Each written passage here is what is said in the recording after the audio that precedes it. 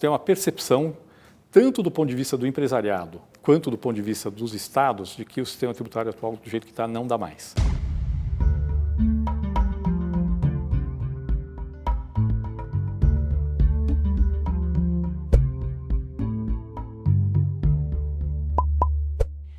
Olá, a gente faz hoje essa entrevista numa parceria entre o Brasil e o Centro de Liderança Pública, o CLP. O nosso convidado é Bernardo Api, foi secretário de Política Econômica e também secretário executivo do Ministério da Fazenda e hoje é diretor do Centro de Cidadania Fiscal. Bernardo, obrigada por receber a gente. Eu é que agradeço o convite, Thaís. Eu já começo fazendo uma pergunta. Eu sei que o nosso papo aqui hoje vai longe sobre o sistema tributário brasileiro, mas eu quero começar fazendo uma pergunta que é até uma curiosidade pessoal minha. O nome do Instituto acabou juntando duas palavras que ficaram tão distantes durante esse tempo todo no Brasil: a cidadania e a consciência fiscal, né? Qual foi o intuito de juntar essas duas personagens? A ideia foi exatamente dar mais transparência e, ao dar mais transparência, permitir que os cidadãos possam participar mais da discussão de política fiscal no Brasil. Quando o centro foi criado, ele foi criado com a ideia de tratar de questões tributárias e também de questões fiscais, do gasto. Até agora a gente só conseguiu montar a área tributária, mas ainda está no nosso plano de montar a parte do gasto. Que no final das contas, quer dizer, por mais que exista uma separação técnica ali entre o tributário e o fiscal, no final a gente está falando de qualidade de gestão do dinheiro público, né? No fim a gente está falando de como você financia o governo e de como o governo gasta. No fundo é isso. E de como ele arrecada também. Exatamente, né? Como se financia, ou seja, como a sociedade como a sociedade está pagando para financiar o governo e de como o governo devolve isso para a sociedade na forma de políticas públicas as mais diversas possíveis. E hoje no Brasil a gente não consegue discutir orçamento público. Não existe um espaço público de discussão do orçamento, nem do lado da receita, nem do lado do gasto. É tudo pouco transparente para as pessoas.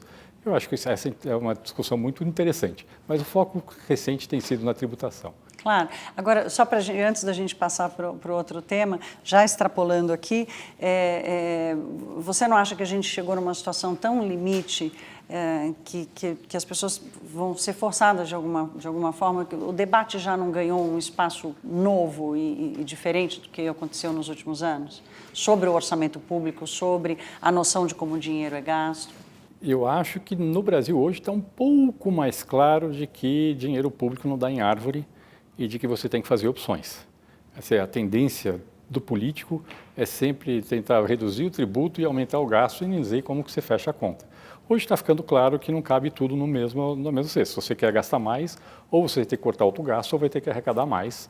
Está melhorando essa discussão, mas ainda não chegamos num grau de maturidade suficiente, não. É só ver o que está acontecendo recentemente no Congresso, essa pauta-bomba fiscal, com o país quebrado e as pessoas criando mais gasto e reduzindo tributos no momento que é impossível fazê-lo. Aí fica uma dúvida entre a má-fé e a má compreensão, mas enfim, vamos partir para a nossa conversa aqui. Você falou em fazer opções, né? Se tem uma coisa que está no cerne do debate sobre o sistema tributário brasileiro, é a dificuldade em fazer opções, né? Vai optar por perder no começo e ganhar no final, vai optar por mexer em todo o sistema de uma vez e ver como é que fica, vai optar por fazer aos poucos. Não, a pergunta é boa. Na verdade, acho que quando você discute tributação em outros países, muitas vezes é comum você encontrar um conflito entre, por exemplo, distribuição de renda e eficiência econômica. No caso do Brasil, nosso sistema tributário é tão ruim, mas tão ruim, que é possível simultaneamente fazer mudanças que aumentem a eficiência econômica e melhore a distribuição de renda. Então, a gente tem um problema, que o nosso sistema tributário é muito ruim. Compensação, isso é uma oportunidade que dá para fazer melhoras tanto na área de eficiência econômica, ou seja, criar condições para a economia crescer mais, quanto na área da distribuição de renda. Eu posso falar depois um pouco mais sobre cada um desses temas. Na prática, como é que isso se daria? Assim, se a gente pudesse fazer uma lista de prioridades com o intuito da melhora da eficiência e não com o intuito do que é mais provável passar pelo Congresso Nacional. Tá bom. Do ponto de vista da eficiência econômica, o maior problema no Brasil está naquilo que a gente chama de tributos indiretos. São tributos sobre a produção e o consumo de bens e serviços. Então, aqui no Brasil, nós temos 5 tributos que incidem sobre bens e serviços, que são o PIS e a COFINS, que são federais, o IPI, que é federal, o ICMS, que é estadual, e o ISS municipal. A grande maioria dos países do mundo tributa o consumo de bens e serviços com um único imposto, que é o Imposto sobre Valor Adicionado, o IVA, e que tem características que diferem muito do que a gente tem no Brasil. Como é que funciona o IVA? O IVA é um imposto que funciona no sistema de débito e crédito. Tudo aquilo que você vende tem um débito, tudo aquilo que a empresa compra gera crédito. Então, na verdade, você só está pagando imposto sobre o que chama de valor adicionado. O valor adicionado pela empresa em cada etapa. Nesse sistema do IVA, você desonera completamente exportação, você desonera completamente investimento. Então, no fundo, você está tributando só o consumo.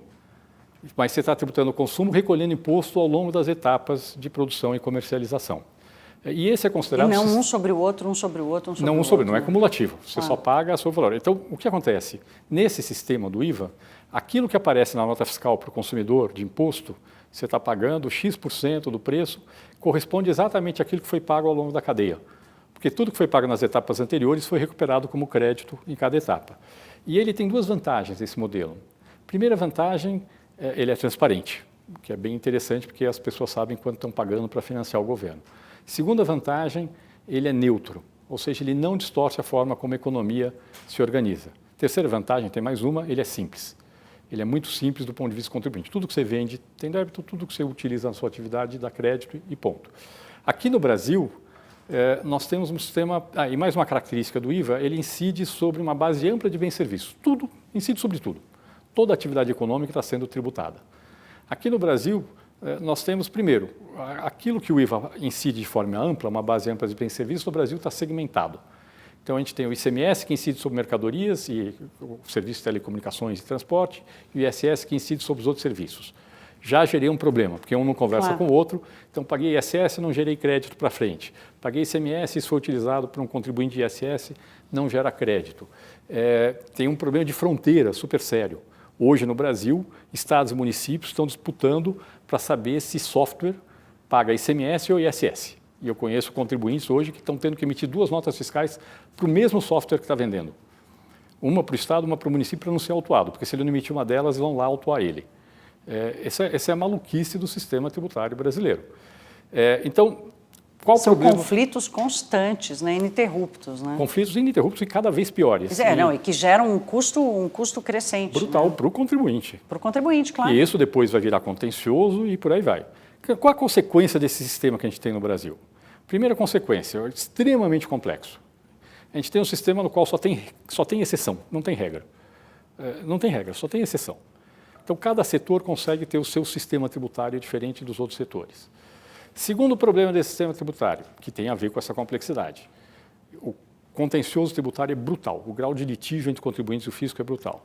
Terceira consequência da contribuinte, o custo de pagar imposto é altíssimo no Brasil, muito mais que em outros países. Um dos piores, né? Um dos piores. Entre os países desenvolvidos e em desenvolvimento, a gente está muito mal nesse ranking. Um dos piores. Quarta consequência desse nosso sistema tributário, essa que a gente chama dessa cumulatividade. Quer dizer, o imposto que você paga ao longo da cadeia não recupera nas etapas seguintes, ao contrário do que eu falei no IVA, que tudo que foi pago antes você recupera.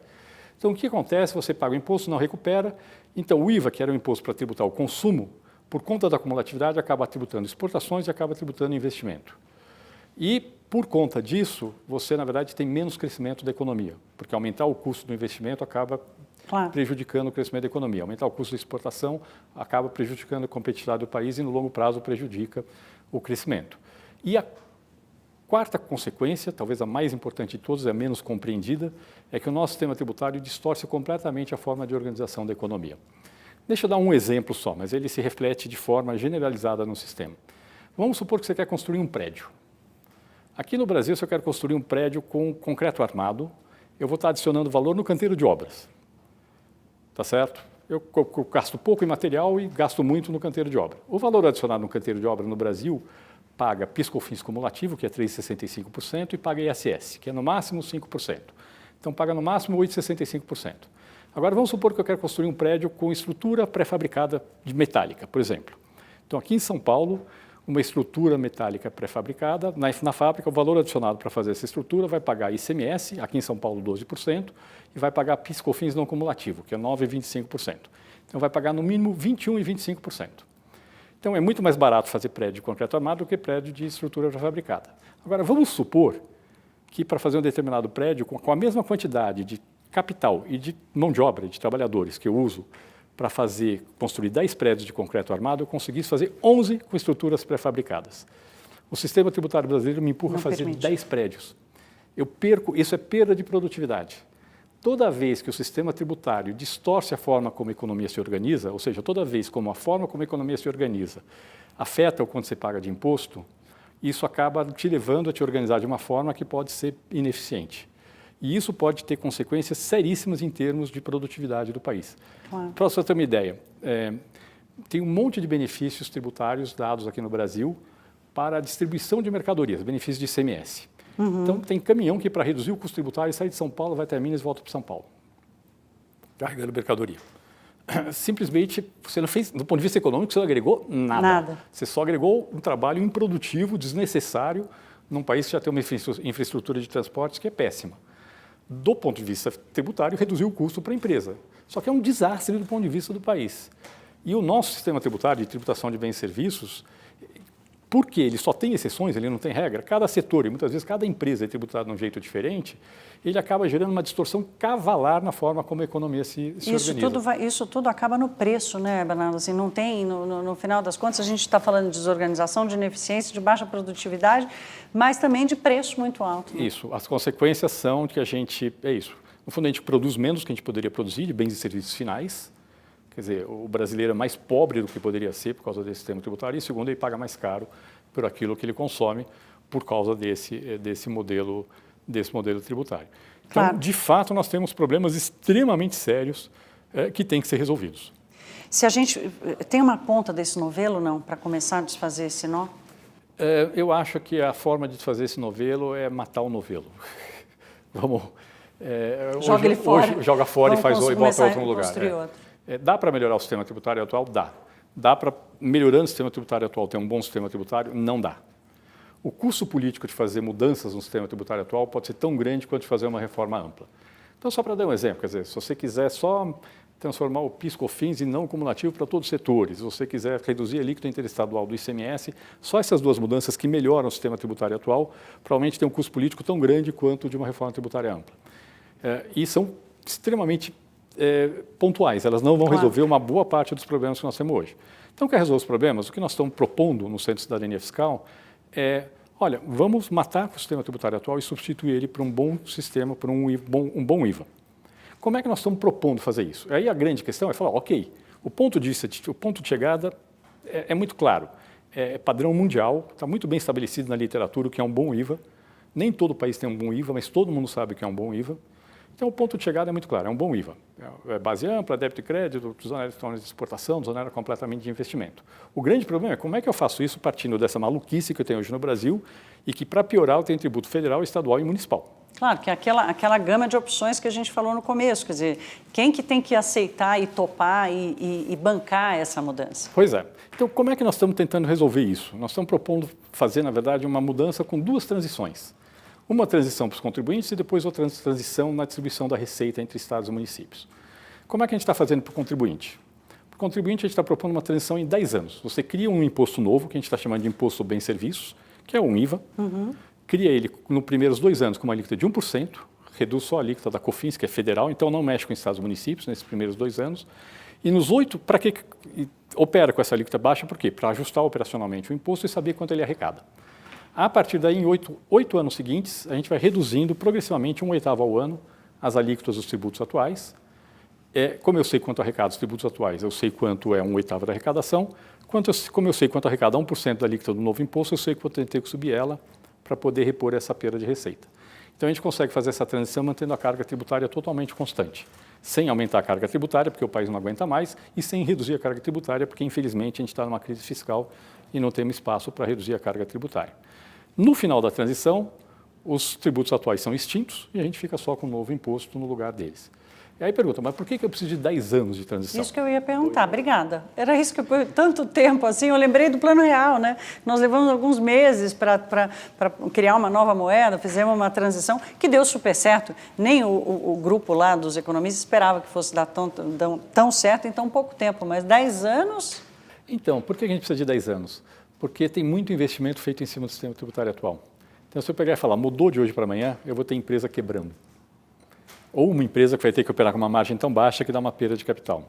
Então, eu preciso dar um tempo para que o investimento que foi feito em cima do sistema tributário atual, que é todo distorcido, completamente distorcido, mas infelizmente o investimento foi feito em cima dele, eu preciso dar um tempo para que a empresa possa maturar, recuperar o investimento que foi feito e depois migrar para o novo sistema.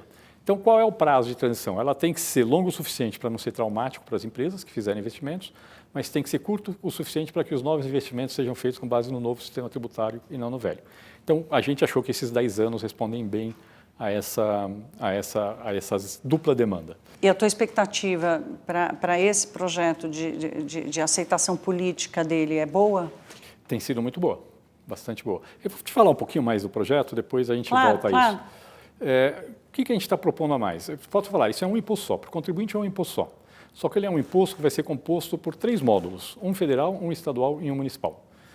E, na verdade, a gente está dando autonomia para estados e municípios poderem ingerir a sua parte da alíquota do imposto. A nossa proposta é que seja uma alíquota só para todos os bens e serviços, tudo, que é aquilo que está pagando, que o contribuinte está pagando para financiar o governo.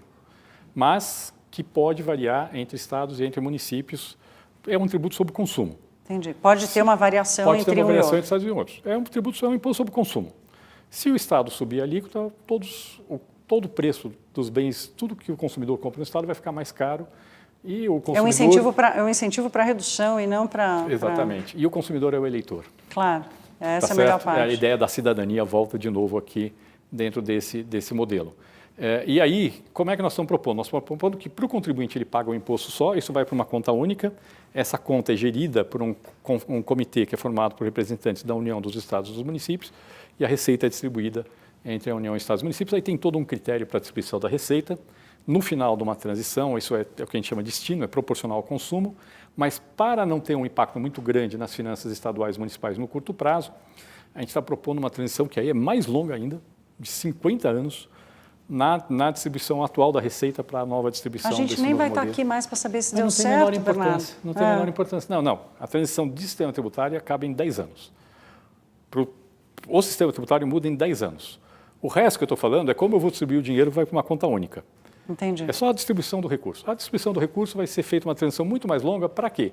Para não ter nenhum efeito traumático no ajuste das finanças dos estados e municípios. Que é uma das grandes preocupações, inclusive das preocupações políticas, é essa. Na reforma tributária. Exatamente. Então, esse desenho é feito para quê? Para minimizar a resistência das empresas à reforma tributária, com essa transição de 10 anos, e para minimizar a resistência dos estados e municípios à transição, com essa transição em 50 anos, na distribuição da receita.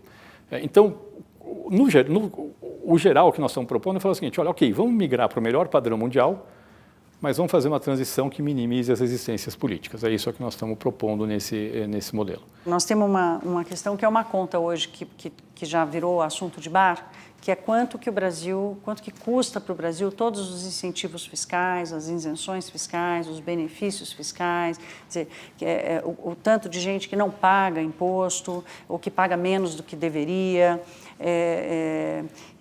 Fazer essa mudança que você está propondo de jogar o novelo fora e criar um outro, leva em conta essa conta? Leva. E como é que se trata disso? Então, primeiro, a partir do momento, esse novo imposto que a gente está propondo não tem nenhum benefício fiscal, zero, nenhum. Então, todos os benefícios fiscais que existem hoje, em cima de todos esses 5 tributos que eu falei, PIS, COFINS, IPI, ICMS, ISS, vão deixar de existir em 10 anos. Eles vão sendo progressivamente reduzidos ao longo de 10 anos, inclusive os incentivos da guerra fiscal do ICMS. Aí tem uma agenda para outros benefícios fiscais que eu acho que tem que ser tocada também em paralelo nos outros tributos. Mas na parte dos tributos... Não está errado, né? É importante dizer que não é errado dar benefício fiscal, né? Quer dizer, você pode pensar em situações de assistência social ou mesmo de algum setor produtivo, não? Vamos lá. Na tributação do consumo, que é o que nós estamos falando, não. Pelo menos setorial, não. Nenhum país do mundo usa o IVA para fazer política setorial. Não existe isso. É verdade que usa-se para fazer política social. Então, por exemplo, é muito comum essa desoneração da cesta básica de alimentos em outros países, mas é uma política ineficiente. É extremamente ineficiente. Por quê? Só dar um exemplo. Transferência de renda para pobre é muito mais eficiente do que você dar desoneração da cesta básica. Por quê? Porque, embora em termos relativos, pobre gasta mais que rico com a cesta básica, em termos absolutos, o rico gasta mais. Então, o que nós estamos falando aqui? Nós estamos falando, por exemplo, tem uma conta feita pelo Ministério da Fazenda recentemente, de R$1 bilhão alocado no Bolsa Família, tem um efeito de redução da desigualdade 12 vezes maior do que R$1 bilhão aplicado na desoneração da cesta básica do PIS/COFINS. 12 vezes maior. Quer fazer política distributiva? Faz, mas faz bem feito. Faz pelo lado do gasto e não pelo lado da receita. Então, na nossa proposta, o que nós estamos propondo é fazer um modelo em que você vincula essa nota fiscal que você dá ao seu CPF com o cadastro único do Bolsa Família. Então, a ideia é tributa por igual, inclusive alimentos, mas devolve o imposto pago pelos pobres para os pobres. Para os ricos, não. O rico vai pagar mais imposto sobre alimento e o pobre vai receber o dinheiro de volta, que é um bom jeito de fazer política distributiva. Agora, tem uma outra agenda que é de tributação das pessoas ricas. Então, você está adiantando todas as minhas perguntas aqui, parece até que a gente combinou. Não combinamos nada, viu, gente? Mas, enfim, eu já ia partir para isso. Quer dizer, eu sei que vocês têm, você inclusive já falou várias vezes que rico paga pouco imposto no Brasil mesmo, que isso tem que mudar. Isso, é fato. O que acontece aqui no Brasil?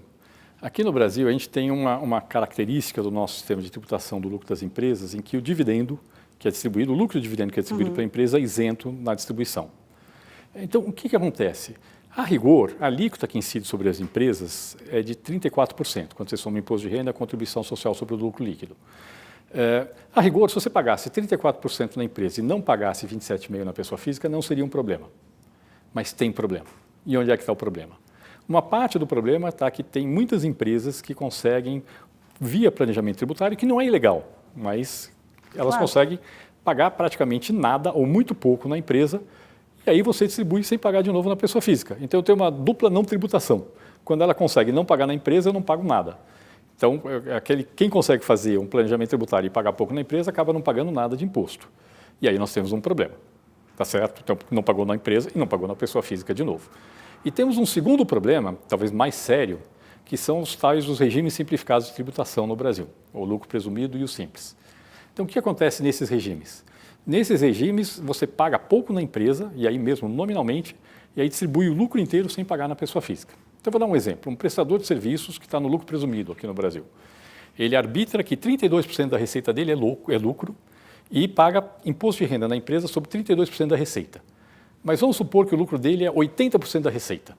E ele distribui esses 80% da receita para a pessoa física isento. Então, na verdade, ele pagou imposto sobre 32% e distribuiu 48% sem pagar nem na empresa, nem na pessoa física. E quem é que se beneficia disso? Não é pobre, não, é só gente de alta renda. Muitos amigos nossos, vamos ser bem claros. Sim, claro. Tá certo? Claro. É muita gente de alta renda que se beneficia, mas está errado. Está errado. Por que um empregado tem que pagar muito mais imposto do que o sócio da empresa que tem uma renda maior do que ele? Sim. Então, aqui nós temos um problema que tem que ser resolvido no Brasil. E aqui nós temos uma agenda importante que, por um lado, ela melhora muito o lado distributivo. Então, não estou falando para duplicar a tributação, mas estou falando que, pelo menos, tem que tributar em algum momento dessa etapa no processo de distribuição. Então, pega esse regime simplificado, lucro presumido simples, pagou pouco na empresa. Se reinvestiu, não tem problema. Agora, distribuiu aquilo que você não pagou na empresa, você paga na pessoa física. Tá certo? Não pode passar pelos dois canais livre totalmente de tributação. Exatamente. E no caso das grandes empresas, que é essas que estão no lucro real, aqui é um pouco mais complicado, porque a alíquota de 34% no Brasil, ela acabou ficando alta para parâmetros internacionais. Nós temos uma guerra tributária mundial de redução da alíquota de tributação do lucro nas empresas. Sim.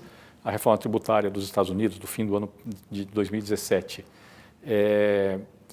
reduziu de 35% para 21% a alíquota do imposto de renda federal, do imposto lá, e aqui a tributação do lucro das empresas do Brasil está ficando muito alta.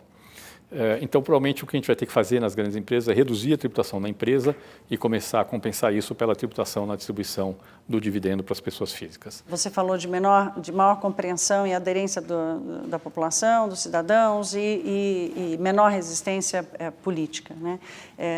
Na prática, você enxerga um cronograma de como é que isso se daria? Porque parece que essa mudança no sistema tributário já é um consenso. Quer dizer, todo mundo fala disso, por mais que seja um tema, reforma tributária, né? Eu, como faço jornalismo há 25 anos, minha primeira matéria foi sobre reforma tributária. Então, é um tema que já já está presente, mas parece que houve uma evolução ali na percepção de que ela precisa acontecer. Você tem um cronograma na sua cabeça, assim, em que as coisas possam acontecer no curto, médio prazo? Acho que sim. Quer dizer, tem duas questões importantes aqui sobre a viabilidade de aprovar a reforma. Uma delas é técnica.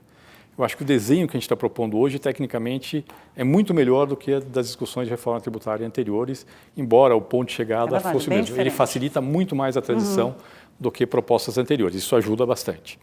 Tem um segundo ponto, tem uma percepção, tanto do ponto de vista do empresariado, quanto do ponto de vista dos estados, de que o sistema tributário atual, do jeito que está, não dá mais. O custo do atual sistema tributário, em termos de complexidade, de contencioso e de distorções, inclusive competitivas, é tão grande que toda a parte do empresariado mais sério do país hoje entende que tem que ter uma reforma tributária. Tendo a transição para os investimentos que eles já fizeram, eles estão apoiando essa reforma tributária. Isso facilita bastante aprovar. Do ponto de vista dos estados, também tem uma percepção que o ICMS não dá mais. Agora, em 2017, foi aprovada uma lei complementar convalidando todos os benefícios do ICMS. O que é bom do ponto de vista de segurança jurídica, mas essa mesma lei permitiu que os benefícios existentes, inclusive de outros estados da mesma região, sejam concedidos para novas empresas. O que vai acontecer é que vai começar aquilo que a gente fala uma guerra fiscal de cola do ICMS. Vai aumentar a concessão de benefícios tributários do ICMS. E vai perpetuar a distorção. Né? E vai agravar a crise fiscal dos estados. Então, os estados estão desesperados para acabar com o ICMS. Você não vê, né? Por incrível que pareça, a grande maioria dos estados brasileiros hoje acha que não dá mais, o ICMS não dá mais conta do recado. Eles estão morrendo de medo do que pode acontecer por conta dessa aumento da guerra fiscal agora, que agora vai ser legal, não vai ser mais ilegal. Claro. E isso favorece aprovar a reforma. Não tem resistência? Lógico que tem resistências. Que resistências tem? Do lado das empresas, tem duas. Se você adotar o modelo que a gente está propondo de alíquota uniforme para tudo bem serviço, tem preços que vão subir, tem preços que vão cair, e obviamente aqueles que vão ter o preço aumentado geram alguma resistência, mas é uma questão de discutir com a sociedade e falar, olha, por que serviço tem que pagar menos imposto do que mercadoria? Por que Netflix tem que pagar menos imposto que camisa? Tem algum motivo? Não tem. Tá certo? Claro. Outros são as empresas que só são competitivas por conta dos benefícios fiscais. As empresas mais sérias do país, quando acabar um benefício para todo mundo, elas são competitivas. Agora, tem empresas do país que só vivem por causa dos incentivos. Essas vão ser contra, mas essas são empresas que não deveriam existir. Exatamente. São empresas que, se não tivesse tributação, não existiriam. A gente precisa aprender a deixar morrer a empresa ineficiente. Tem que aprender a deixar morrer a empresa ineficiente. A empresa ineficiente tem que deixar morrer. Tudo bem, tem 10 anos de transição, mas vai ter que deixar morrer. Mas elas vão resistir, vamos ser bem claros. E, finalmente, tem os estados que gostam de dar benefícios, porque isso é um instrumento de poder do governador que ele vai perder com a mudança que a gente está propondo. A gente não está tirando a liberdade de gerir sua receita, mas estamos tirando o poder de dar benefícios que são altamente distorsivos. Eu estou sentindo você otimista. Eu estou otimista. Claro, você tem que estar, é uma batalha que você assumiu aí, você tem que estar mesmo. Tem que estar, mas é um otimismo realista. É um otimismo realista, assim, eu acho que se tiver um presidente com condição de gestão política e disposto a colocar capital político, para aprovar uma reforma tributária, acho que ela é factível. O que eu tenho medo é você mandar uma reforma tributária dessas para o Congresso e o Executivo não querer colocar capital político para passar uma reforma limpa, aí todos os interesses setoriais vão entrar dentro do Congresso e vai sair um Frankenstein. Isso não pode. Realmente, isso nós já temos hoje. Esse risco a gente já correu, a gente já viu quanto que nos custou. A gente já viu. Então, eu acho assim, com um presidente que esteja disposto a colocar capital político para aprovar uma boa reforma tributária no Brasil, eu acho que é factível. E o que é interessante é que tem vários candidatos a presidente que já entenderam que pode ser que essa pauta não ajude na eleição agora, mas essa pauta tem um efeito tão positivo sobre o potencial de crescimento do país que certamente ajuda a reeleição. Então, acho que isso já está sendo... Pode não ajudar agora, mas se o cara chegar lá, ele não vai querer escapar dela. Ele não vai querer escapar dela. E o efeito é muito grande. Só para dar um número... Claro. Não dá para calcular com precisão qual o impacto dessa reforma tributária sobre o potencial de crescimento. Mas eu posso dizer, por baixo, nós estamos falando em um aumento de 10% do PIB potencial no horizonte de 10 a 20 anos. Nós estamos falando do PIB do país crescer 0,5% a 1% a mais do que ele cresceria durante 10 a 20 anos sem a reforma tributária. Nós estamos falando de daqui a 20 anos todo brasileiro ser 10% mais rico do que ele seria sem reforma tributária. No fundo é isso. Precisa deixar de ser um sonho, né? E passar a ser um planejamento em construção, né? Exatamente. Então, acho que vale a pena. Acho que está começando a se entender que a relação benefício-custo realmente vale a pena. Eu fico brincando que eu agora virei eu virei caixeiro viajante. Caixeiro viajante, Agora que eu virei bom. um caixeiro viajante da reforma tributária. Não desista, não. É só dizer o seguinte, o produto é bom, o preço é alto, mas certamente o preço compensa o produto. Obrigada, Bernardo. Obrigado a você.